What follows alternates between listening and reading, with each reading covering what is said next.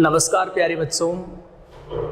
देखो, सबसे बड़ी बात है कि बहुत से बच्चे दुविधा में चल रहे हैं कि सर अब की बार एग्ज़ाम में कैसे क्या पेपर सॉल्व करके आए, क्या क्या पढ़ना है जिससे हमें एग्ज़ाम में 1% भी दिक्कत नहीं आए। तो मैं आपको जानकारी के लिए बता दूं कि अब की बार जो समय रखा है वो आपका 1.5 घंटे है पेपर का, और आपको 50% पेपर सॉल्व करना है। और यूनिट की बाध्यता को देखो पहले ही समाप्त कर दिया गया था। हम बात करें मैथ की, बात करें तो मैथ में आपकी कितनी यूनिट आती हैं? सभी प्यारे विद्यार्थियों को पता है, लगातार 2 साल से आप एग्ज़ाम दे रहे हो, फर्स्ट ईयर सेकेंड ईयर में आपने एग्ज़ाम दी हैं, तो आपको पता है कि प्रत्येक यूनिट होती है। जैसे इसमें क्वेश्चन नंबर फर्स्ट आ गया, उसके भी 2 पार्ट आते हैं, अथवा में क्या है क्वेश्चन नंबर सेकंड है, उसके भी 2 पार्ट आते हैं। पहले क्या होता था कि प्रत्येक यूनिट में अपने को एक क्वेश्चन सॉल्व करना पड़ता था कि चाहे आप ये सॉल्व कर दो और चाहे ये सॉल्व कर दो। वो तो आपको पता था, ऐसे तो कर नहीं सकते थे कि एक इसका सॉल्व कर दिया और एक इसका। वो तो आपको पता है कि ये आपने स्टार्ट किया है तो कंप्लीट आपको यही सॉल्व करना पड़ेगा, तभी वो पूरे में से पूरे नंबर मिलेंगे। चाहे ऊपर वाला क्वेश्चन सॉल्व कीजिए चाहे और वाला सॉल्व कीजिए। पिछली बार जो बीएससी फाइनल की एग्जाम लगी थी उसमें भी यही नियम बनाया गया था कि यूनिट की बाध्यता को खत्म कर दिया है। इसका अर्थ ये होता है कि आप अब दोनों क्वेश्चन सॉल्व कर सकते हो एक यूनिट में से, वो 2 क्वेश्चन काउंट होंगे आपके। अब ये जरूरी नहीं कि आप एक यूनिट में एक क्वेश्चन करो, आप दोनों सोल्व कर सकते हो। कितने क्वेश्चन काउंट होंगे? वो 2 क्वेश्चन काउंट होंगे। गत वर्ष भी ऐसा हुआ था। गत वर्ष भी जो बीएससी फाइनल के विद्यार्थी थे, वो जो कोरोना के बाद जो पेपर लगे थे मैथ वगैरह केमिस्ट्री के, उन पेपर में वो दोनों क्वेश्चन सॉल्व कर सकते थे। वो पिछली बार की बात करें हम, पिछली बार कोरोना के बाद जो बीएससी फाइनल की एग्जाम लगी थी, गत वर्ष की बात कर रहा हूं मैं, तो उस एग्जाम में क्या हुआ था कि 60% पेपर सॉल्व करना था और 2 घंटे का टाइम दिया गया था। देखो, अपने को कितने क्वेश्चन सॉल्व करने पड़ते हैं एग्जाम में, आप बताओ। अपने को प्रत्येक यूनिट में से एक क्वेश्चन सॉल्व करना पड़ता है, तो अपने को टोटल क्वेश्चन 5 यूनिट आती है, 5 क्वेश्चन सॉल्व करने पड़ते हैं।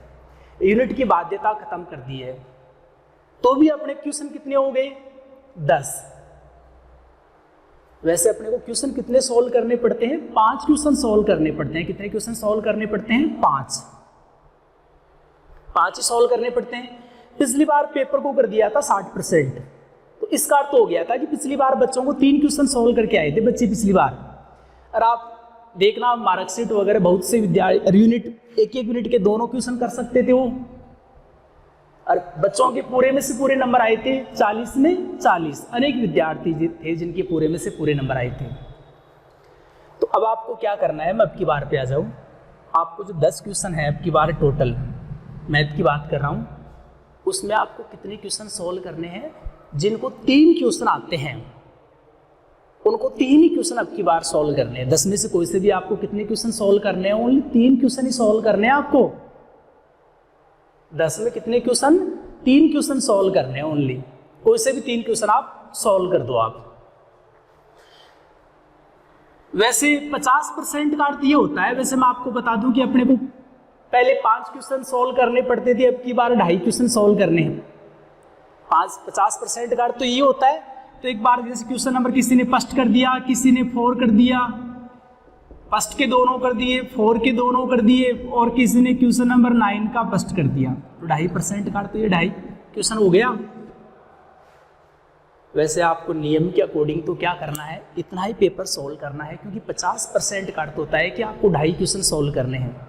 क्योंकि पहले अपन 100% में 5 क्वेश्चन सॉल्व करके आते थे एग्जाम में, अब 50% कर दिया है।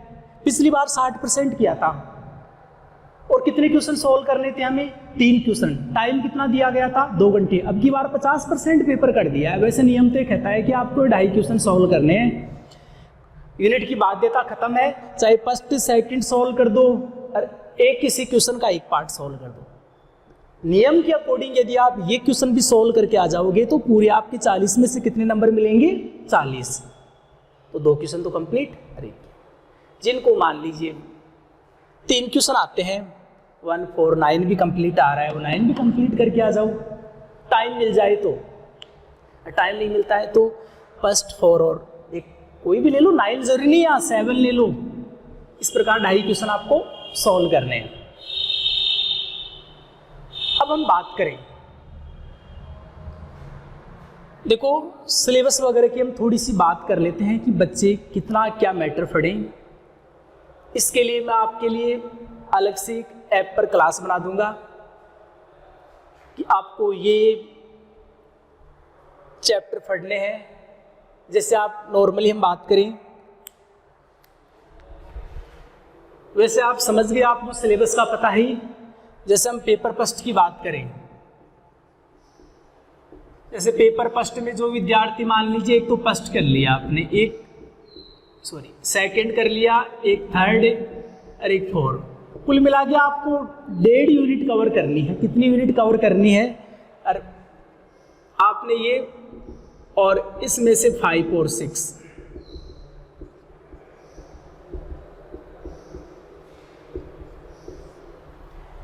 आपको 2.5 क्वेश्चन ही करने हैं। तो आपको कितनी यूनिट कवर करनी है? आपको ओनली कितनी यूनिट कवर करनी है? आपको 2 यूनिट आराम से कवर कर लो, 2.5 के 3 मान के चलो आप।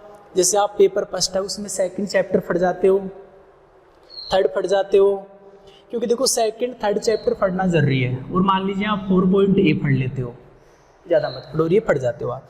यदि पेपर फर्स्ट में ये पढ़ के जाओगे, वो अगला कितना ही पेपर को घुमा दे, आपकी क्वेश्चन को कोई नहीं रोक सकता। Second third 4.A 5 6। और मैं जल्दी इसके लिए एक बार ऐप पर एक क्लास बनाऊंगा आप सभी प्यारे विद्यार्थियों के लिए।